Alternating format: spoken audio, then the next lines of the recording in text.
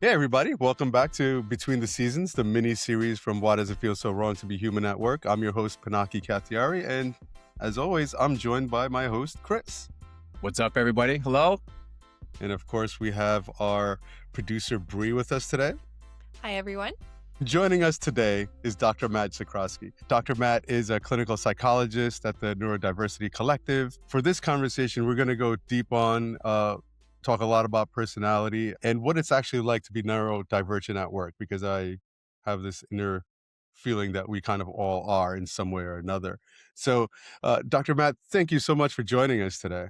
Oh, it is my great pleasure to be here. I mean, what a cool, I love when I get to step outside of my field and talk to people in other fields who are real change makers. Cause it's like, when you go to speak at a mental health conference or an education conference, it's a little bit preaching to the choir. It's like, yes, we are here at this neurodiversity conference to talk about neurodiversity, but to talk about that in the business world, in sort of in real life. I mean, like, this is where we affect really big change. Exactly. This is where we put it into practice. And and I appreciate that because you and I met at the Transform conference last year, and that's an HR conference. And you gave this talk on the spectrum of strength Yep. and supporting neurodivergent employees. And it was one of the most moving talks that I've ever been to at a conference, because not only was it interesting, I love psychology, minored in it, but I'm just listening to you, I'm thinking, wait a minute, is that me? Is that me? So it just kind of gave me, honestly, a whole new look at myself in that way. So really appreciated that very much. And so thank you for being on this show today. I mean, that means the world to me. It's everybody I talked to while I was there. They're like, wait, you're a psychologist? And then I would tell them what I did. They went, oh, it makes sense that you're here. I'm like, yeah, exactly. Like, we're on the same team. You just, the fit isn't quite as obvious from the surface. But when you go a little deeper, you learn everything you need to know. Yeah, and I was thinking, I almost feel like when you think about the state of mental health today in general, I think there's actually an outsized portion of it where just the nature of work, the nature of corporate culture plays a much bigger role in that than I think a lot of people might even realize in terms of what the state of mental health is today. And this is why I was really looking forward to this conversation, Matt, because I'd love to hear your perspective on, what is the role of the workplace in, exacerbating people's vulnerabilities in mental health and that sort of thing. And so I just have so many questions. Bree was saying this just before we started the show as well. It's such a fascinating area, and it really cuts to the core of why Pinaki and I started this podcast in the first place. Yeah. So Dr. Matt, let me ask you this. So just for folks who are not as familiar with neurodiversity and whatnot, so when someone outside of psychology asks you what you do, how do you typically explain it to them? Oh, I've been practicing my elevator pitch too, so this is good. So broadly speaking, 1/5 of people are neurodivergent. That means that their brains are measurably different in some way. Now, there's obviously a certain amount of difference between with what we call neurotypical, or brains that largely do what they're supposed to do. But these are brains that we can measure, like this thing is working more than we'd expect it to, or less than we'd expect it to, is quantifiably different. And the world is built for and by neurotypical people, right? So, the example I often use for this, right, is like, Chris, if we were hosting a dinner party, right, and you have 50 people coming, what would you make for 50 people for dinner? Pizza. Right? That's what I Love was that answer. And so I'm like, okay, that's great. By the way, I'm bringing my sister-in-law who's gluten-free and vegan. I am gluten-free and I still thought pizza. Well, I mean, listen, I do all the cooking in my family, and for our extended family, I'm cooking for all sorts of different palates and sensitivities. Mm-hmm. The gluten-free pizza now is actually palatable. 10 years ago, it was cardboard. It was like cardboard Yeah. with white goo on it. Now I'm like, okay, I could actually eat this. This is pretty great. So if I bring my sister-in-law or if we bring Bree, who's gluten-free, are you going to throw all the pizza away, Chris? No, of course not. Right. You'd have something else on the table that Bree could eat. Right. Right. So when we talk about an inclusive culture, I'm not asking you to throw away the pizza. I'm asking you to make sure there's something else on the table. right? And this is when, people ask me like, well, if what you do is just about this group of humans, isn't that exclusionary? I'm like, well, no, because what the research tells us, and this is true in school and in mental health and in the workplace, neurodivergent practices are what we call universal design. What's best for these people are actually just best for everybody because we name more things, we make more unspoken things spoken, and we set clear expectations and we get out of each other's way. And there's this beautiful thing that, like, if you have a dinner party and there's intentionally tabbouleh on the table and salad and meat lovers pizza and cheeseless pizza, then everybody's welcome at that table, right? Inherently, we've made the place inclusive. And that means that we have more voices and ideas and perspectives at the table. We have a richer and better conversation rather than, like, to lean on an easy example. I was just speaking at a college, so this is top of my mind. Had the frat over. It's like, meat pizza, please. And light beer. Thunk, thunk, thunk. Right? That was me in school. Absolutely give those vibes, Chris. I mean, like,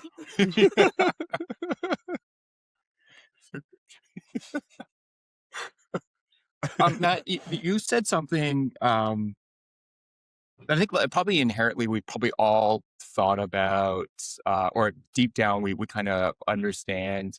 And I'd love to talk a little bit more about this. I love what you said about, the world is built by neurotypical people. And, Pinaki, you and I, we've talked a lot about, like even just, for example, starting even from the school system, Yep. right? Where clearly the education system is tailored by neurotypical for neurotypical people. And it sets up for an environment where you get into a working system that, again, is built and designed. And so, Bree, you had mentioned that you're neurodivergent, and Pinaki, I think early on in our podcast, I joked that I self-diagnosed as ADHD. And of course, since then, I've been formally diagnosed as having ADHD. And it really, and I've worked with therapists, and it's really opened up a whole world for me to better understand and accept who I am, what my gifts are that I bring to the table, and also just being smarter about understanding my role and not always trying to shove like a circle peg into a square hole. Or I can't remember whatever the cliche is. So one of the things I think about, Matt, is so many roles are built and designed with some level of rigidity, and probably thinking about it as being a neurotypical design type of role. And I think about so many roles I've had in my past in my career, and I definitely have shortcomings that start to get exposed over time within roles. And I love your perspective on if you could give advice to employers and leaders on sort of rethinking fundamentally what organizational design looks like to better accommodate for all the different gifts that people like Bree, Pinaki, myself might bring to the table, but it just is a better setup as opposed to the cookie cutter approach that is kind of common today. Besides, bring all different types of pizza. Yeah, into lots, the- lots, yeah, Exactly. Lots of parties pizza. for everyone. Lots of pizza. So, like, if we think about it this way, because this is why I'm here. Right? This is why we're having these conversations. As a corporate culture, and certainly as schools become more corporate in their worldview and their ethos, we tend to focus on deficits, right? You might have an employee on your sales team he's the glue of the office, right? He remembers everybody's birthday. He brings in baked goods. He buys Girl Scout cookies. He's always organizing the company happy hours. He's the star kicker on the company kickball team, right? Then, we'll call him Steve. Steve, glue of the office. Sales goals aren't great, right? Not hitting his sales numbers. So you fire him. And you think to yourself, okay, well, Steve's a great dude, but he's not making his numbers. Now we have to deal with the company corporate fallout for getting rid of Steve. People are sad. We have to spend money to hire a new Steve, right? And then maybe Steve takes his institutional knowledge to another competitor, and now they're doing better there. If you got a Steve, the best question is, what is Steve's skill set? What does Steve do that nobody else can do? And how do we amplify what Steve does?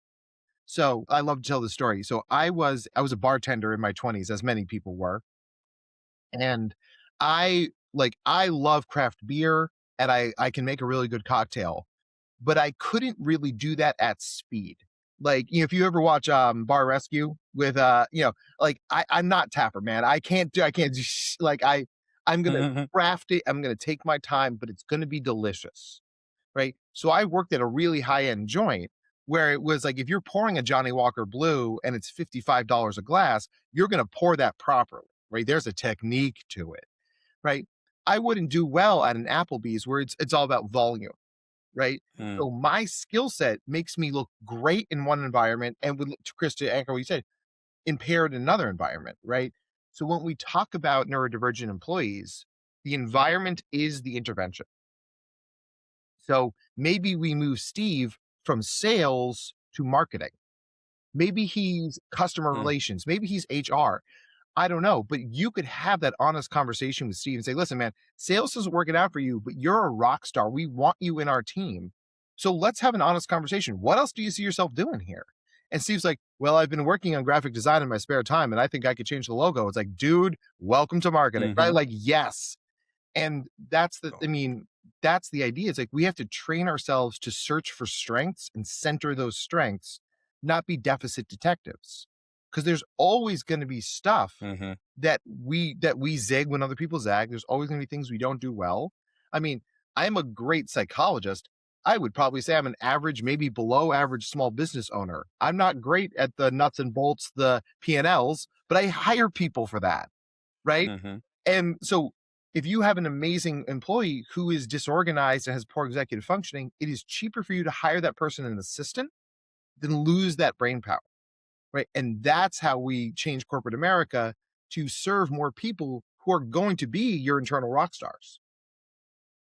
That's right. It just doesn't. It seems like it's just there's so many things to unpack there, but it's like like the core of it is just not black and white. Like Yeah. it's not like kind of an on and off switch. One point that I want to drive home in this episode is around neurodivergent. One of the things that I remember learning when I heard you speak was when you talk about neurodivergence, it's not like a choice. It's actually when you talk about brain, it's actually like a physiological change. And I just want to see if I could get your perspective or say that or make sure that I got it right, just so everyone else is realizing that this is not a choice. Yeah. So I'll tell you a funny story about neurodivergence. So I have a colleague who has that genetic abnormality where she tastes cilantro as soap. Have you ever met Bree's like, I know exactly. I've heard of that. I've heard of that. Yeah. I don't have heard of it, that. but I don't have it, but yeah. Yeah, I Yeah. have it for sure. So we were at a conference in the American Southwest, and our hosts took us out to this lovely dinner, local Tex-Mex food. I mean, it was fresh ingredients. They were picking the peppers from the backyard. I mean, it was.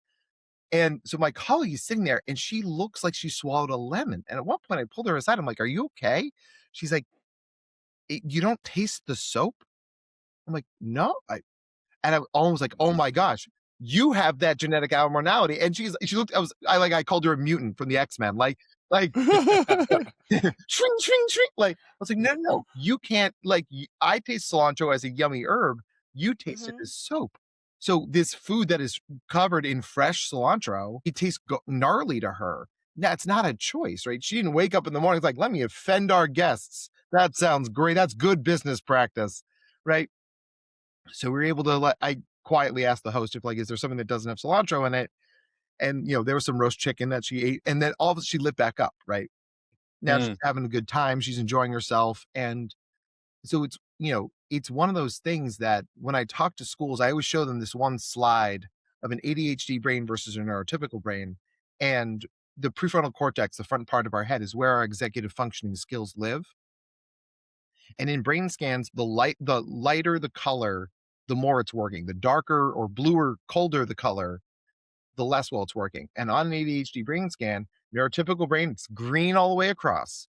In an ADHD brain, it's dark blue, it's light blue, there's yellow. And we can literally point to this brain scan and say, this is the part of the brain that's not doing what it's supposed to. This kid didn't wake up in the morning and choose to forget their homework or choose to shout out in class. But because we're all so overwhelmed and stressed, and we have this implicit understanding that we should just follow the damn rules, that we blame the person for the behavior, not the system for the behavior, right? And that's Love that. right. If I took Chris's glasses off or Bree's glasses off, I'm like, why can't you kids see? I mean, I'm handicapping them and blaming them for that problem. Yep. Now, Yeah, Matt, you could see short, right? You could see things, but you Yeah. can't see brain in that Right. way. yeah. And Matt, I was thinking about, so I love what you said, Pinaki, even though actually it was Matt that said it originally at the conference, but this idea that neurodivergence is not a choice, but I think Yeah. neurotypicals they don't understand that. So a leader Yeah. will say, like, why is this expense report late every single month or whatever? Like, that's me. I'm always late with it. It's not for a lack of desire. It's just Right. the way my brain is wired. What's And an it's expense something. report, first of all? We're all delivering them late. Yeah. No one wants to do that. like, why don't you deliver yours on time either? 'Cause I'm Right. sure they did it. But anyhow, But sorry. the point is, I always wonder about this, which is, I think Pinaki, in a smaller organization like Local Wisdom, where there's a lot more flexibility to make strategic pivots, to be able to really capitalize, for example, on Bree's immense gifts, and then also be able to complement other areas, and just making sure that that everything fits like a glove at Local Wisdom. But for a larger organization, a much more bigger structure in terms of corporate, they're much less agile to be able to do exactly what you're saying, Matt, which is like, it's just easier and it's cheaper to just hire an assistant to cover off some of these things, or maybe to reallocate different parts or roles, things like that, which I've, from my perspective, I absolutely see the merit in that. But do you have any advice in terms of how you can effectively socialize this with leaders, where well, we don't have budget for that, or this is kind of how we structured it? Because you're right, it is a neurotypical world. It's been designed by neurotypicals, and to even make these kinds of changes, it's one thing for them to understand the merits of the argument, but then how do we start to move down that alley of, well, this is kind of how we start to engineer change so that you're actually getting the best of all your people? Well, if people are talking about budget stuff, one, and this is a free solution, all this costs you is a table, which you probably already have. So when you have people with weaker executive functioning skills, as a general rule, neurodivergent people have weaker executive functioning skills. There's a phenomenon called body doubling. And the idea is that if I share a space with you, the weight of your presence in that space gets my brain to do a thing, right? So a lot of times my therapy sessions with my clients are like, you've got a paper to finish. You've got an application for grad school you got to do. Dude, I got it. I got infinite paperwork. We're just going to sit here and we're going to do the work together. Yes. Right. Wow. So you could have your sales team call it expense report happy hour, right? Have them work Wow. 30 minutes. Their weight collectively anchors everybody. They do the thing. You give them a big reward. Maybe it is actually happy hour, but then that costs you $0. That doesn't cost you an assistant, right? Which you obviously could do. But that's the thing. It's like, my entire therapy ethos boils down to one sentence, which is be curious, not furious. Right? So if Bree's my employee and Bree is constantly 7 minutes late to work, that's insubordination, young lady. Get the hell out of my office, right? I mean, like, so I'm curious, Bree, what's getting in your way? And it's like, oh, I have to get this very specific train, but I gotta get my kids out the door in the morning, or traffic's really bad, or. Right? Usually it's her right there, that dog. It's a real diva moment. And we love that for her. So it's like, okay, great. So listen, then we're just going to write your contract that your workday starts when you walk in the door, and then you work your 8 hours from when you walk in the door to when you leave, right? And that costs you $0, right? I mean, this isn't a cruise ship, right? Where if it leaves at noon and Bree shows up at 12:30, well, golly gee, we're leaving her on the dock. Yeah. Like, so it's this idea of, we are so penny wise but pound foolish. We constantly cut off our noses to spite our face. I have more cliches I can use, but the idea is curiosity leads directly to compassion. Love it. Right? Absolutely. That's the best way to kind of address it, I think, too. And I have to wholeheartedly applaud you for so many things that you've said. And again, you've kind of like hit me on a personal level because I often like want to like co-work and co-create with people, but not everybody is like that as well. Right. So I have to kind of like realize, and that's the thing. Like you kind of like talk about like neurodiversity as a superpower. I 100% agree. I've been kind of thinking a lot lately that I think diversity in all forms, including neurodiversity, is a strength. And, you know, just like in your presentation, in the title of your presentation, it says like it's a strength. And I also think that diversity in a group setting is difficult, Yeah. right? I think it's easier if we're all the same, all the puzzle pieces would fit together and stuff like that. But at the same time, I think like sameness drives weakness. Like you don't see the different parts that are vulnerable, for example, or things like that. So I think it's very necessary. And Chris, what you said, it's still not easy at Local Wisdom, even though we're small, because I do believe in like very, you know, different people coming in, bringing different perspectives. But we often come to this place of like, I'm looking at it this way and you're looking at it this way. And you know what? Neither one of us is diagnosed as like, you know, neurodivergent, but we could be. And it's Yeah. possible we're in a spectrum of something. As my last question there, any advice for those two people who are like they're kind of looking at it from a different perspective to how to engage that conversation, because it starts turning into like, this is my way, this is my way, this is my way, this is my way, and then that's more defensive instead of opening and being curious. So even to try to go from that defensive to curiosity, any advice there? So, and I mean, this is the human part of working, right? Like we can't forget the human part of human resources.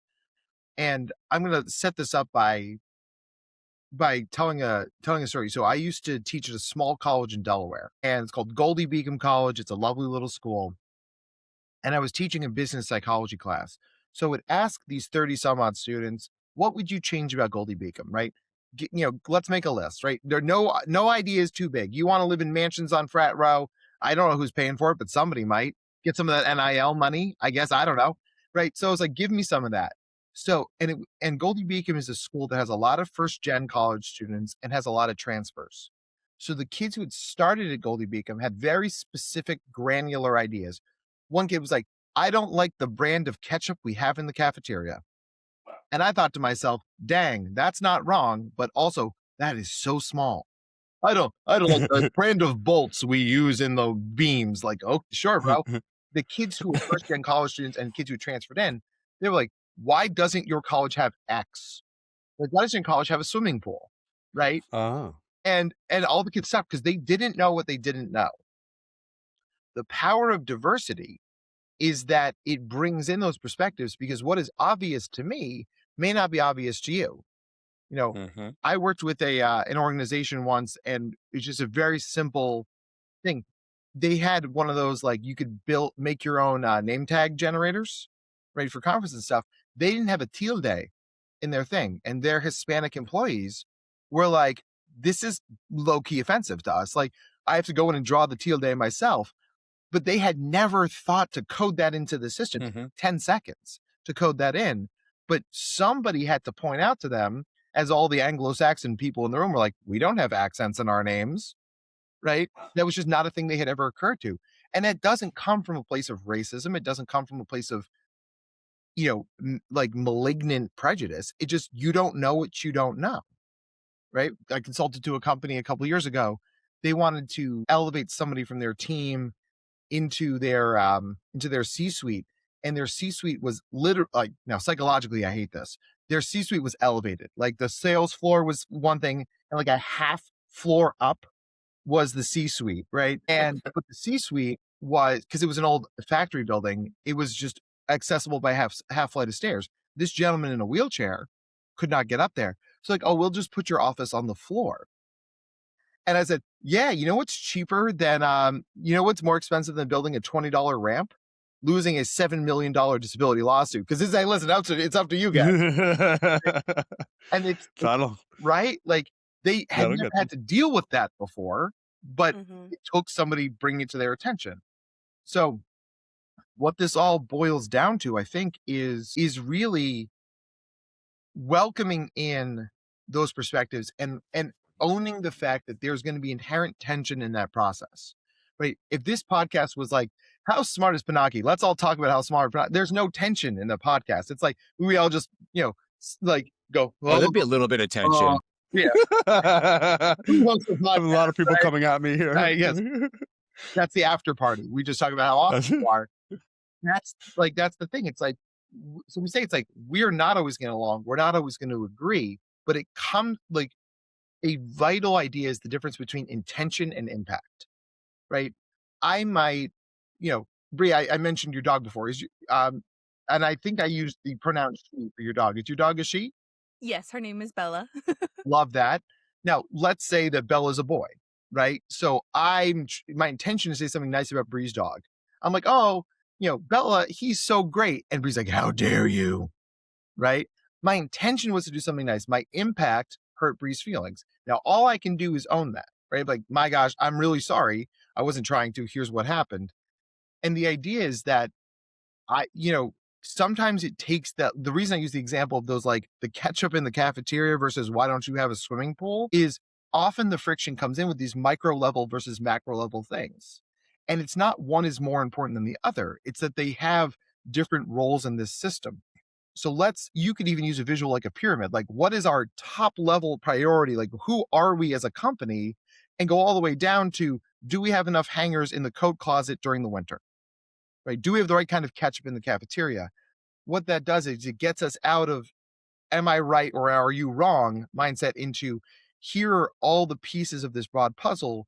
Like, you may have to do the edges of the puzzle to fill in the middle part, but that doesn't make the middle less important, right? Mhm. That kind of visual metaphor, I think, is really helpful to a lot of people because it gets this out of I win, you lose into I win and then you win. Because I'm not in competition with you. We all have good ideas. Just going to ask Pinaki, one of the things I was thinking about as well is, and I was thinking about local wisdom as well as Gallagher or any organization for that matter. I love this idea that, we're still early in this journey of helping create awareness with corporate cultures in corporate America about, just the value of understanding neurodivergence and how it can really dramatically improve a lot of companies. But at the same time, there's got to be a line drawn at some point where, okay, someone is neurodivergent, they're underperforming in sort of their main task. We try to locate what is the best setup for this person. But again, at the end of the day, it's still a business. And so, yes, this person has a livelihood. And yes, we really feel for this person. We like this person. But there's some scenarios where someone's just not able to contribute or be productive. And that becomes a very awkward situation where you want to support and understand that this person's neurodivergent. But once you start to get into a place where someone is procrastinating regularly, is burnt out, depressed, all these different things, which effectively frees them from being able to be productive on any level. What does that look like for a business that, also has to think about ultimately the dollars and cents that go into all of this? Wow, we giving you the tough ones. I'm sorry, Doug. We're giving you all the tough ones here. Like, yeah, this is a workout. I was going to ask, like, why can't I send an email? Yeah, cue the rock. I want to know the answer to that question as well. Yeah, I didn't hear Chris at all. His mic went out, but Bree, what a great question. Well,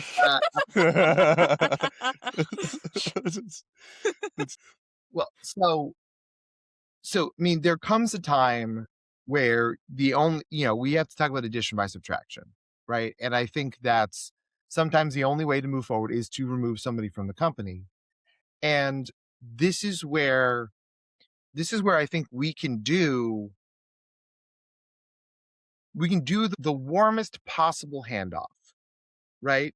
Like, for once, like I share my supporting neurodivergent people at work PowerPoint with any company who emails me. Like, so I will send, I can send that to you and you can send that out to your employee and say, listen, like, I'm going to send this to you in your personal email. Use this as a resource to help you find your next job, right?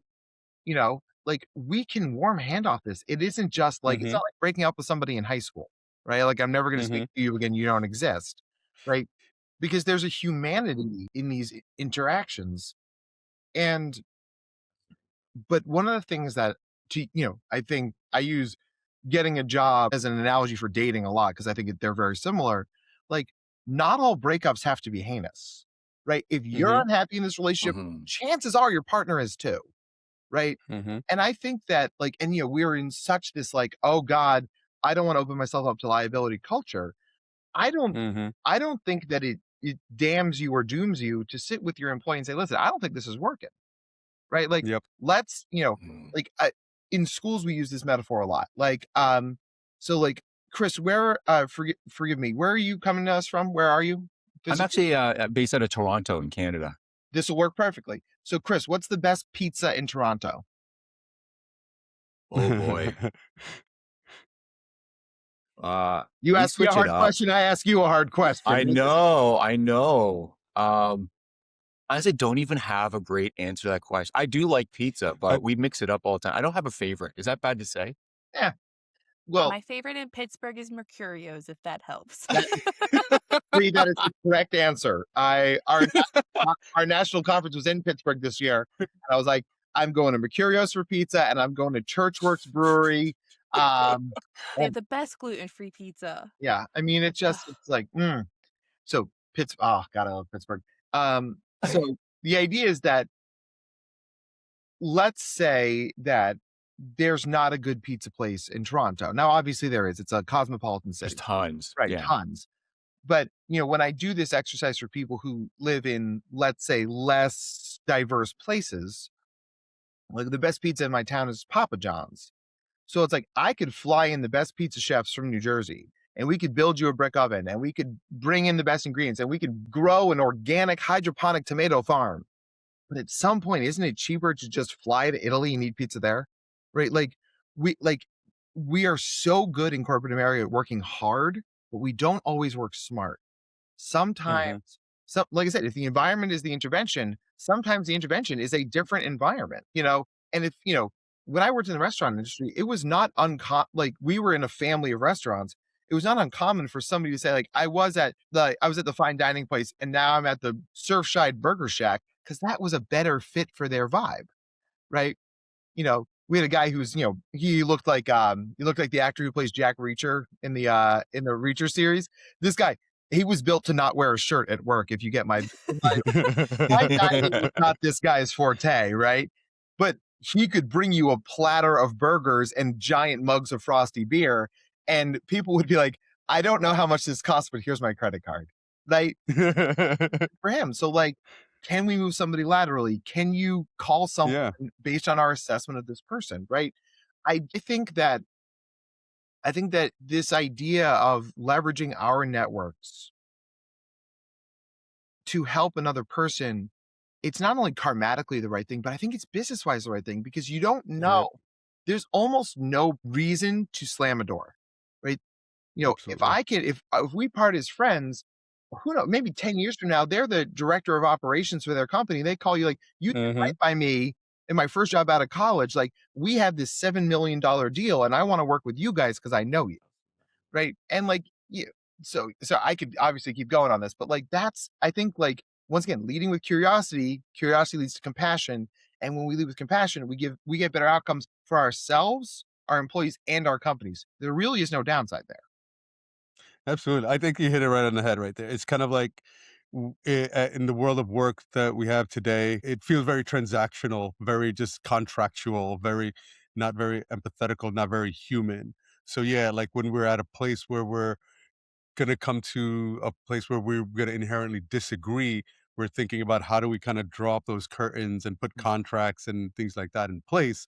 Um, this is kind of working with them, walking through the path, working as a friend, like, hey, what's the best way out of this? Yeah. So I appreciate you saying that. I appreciate you on this episode.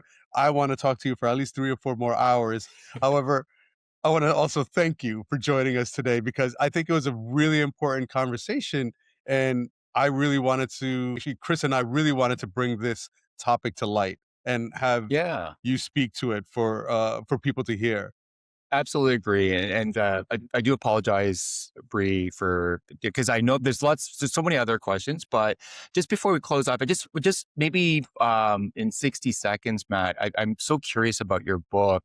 I'd love to hear just in 60 seconds, what is the core of the book and why should people be thinking about adding this to their list of must reads? By the way, Bree, the reason you can't send emails is you don't have enough dopamine. Dopamine is a task completion thing. So if you can't send an email, put on an awesome song. Like for me right now, I have kids, so it's Golden from K-pop. Oh yeah. Mhm. Love it. I will write my notes. I will send my emails. I will do my expense. Okay, done. Love it. Thank you. I have to give you that. Right. Yeah. So if this idea that the world is built for and by neurotypical people, so many neurodivergent people are walking around there playing the video game on hard with one hand tied behind their back, and they don't know why they're struggling. So I wanted to create and build a playbook of actionable brain-based steps that anybody can do, because if we don't ground our interventions in neuroscience, then if I don't know that Bree's gluten-free, I'm going to keep serving her hamburger buns and wonder why she keeps getting sick. Knowledge is not only power, knowledge is empowerment, right? So if I know these things about myself, I can self-advocate more, I can customize my environments more. And this playbook handles everything from like, how do you get your needs met at school to how the hell do you do small talk? Because that's something that a lot of neurodivergent people struggle with. Thankfully, Wow. I got enough of my grandfather. My grandfather was the king of small talk. So I'm good. Hanging out on the coffee line at Transform, I was like, I'm gonna make friends with you for 35 seconds. But the idea is, to quote Maya Angelou, you do as well as you can until you know better, and then you do better. This book is a place to start like understanding about your brain, and then you know better. And then once you know about your brain, then you can do better because you're moving from a place of knowledge.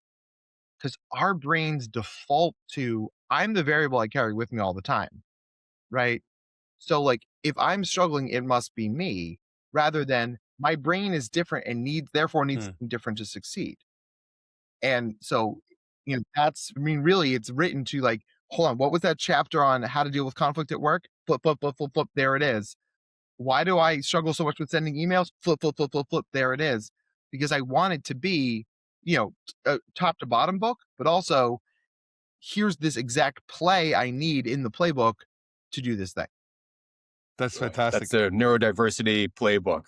Yeah, I just popped it in my shopping cart and want to kind of read it myself and give it away to a whole bunch of different people as well, type of thing. Because that's one of the things that when it happens, in both sides, when you're dealing with it, you're like, what's wrong with me? And then when somebody outside is like, what's wrong with them? And it's like, there's nothing wrong with either of you or them. It's just human to be different.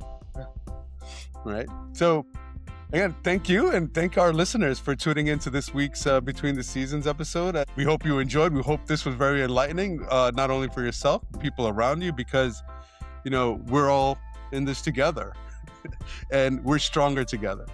So yeah. And we're going to be back next week with another short and honest conversation about the human side of work. Don't forget to follow and subscribe wherever you get podcasts, but do it after you order the Neurodiversity Playbook by Matthew Zakreski. Thanks again, and we'll see you next time. Thank you. Thank you, Dr. Matt.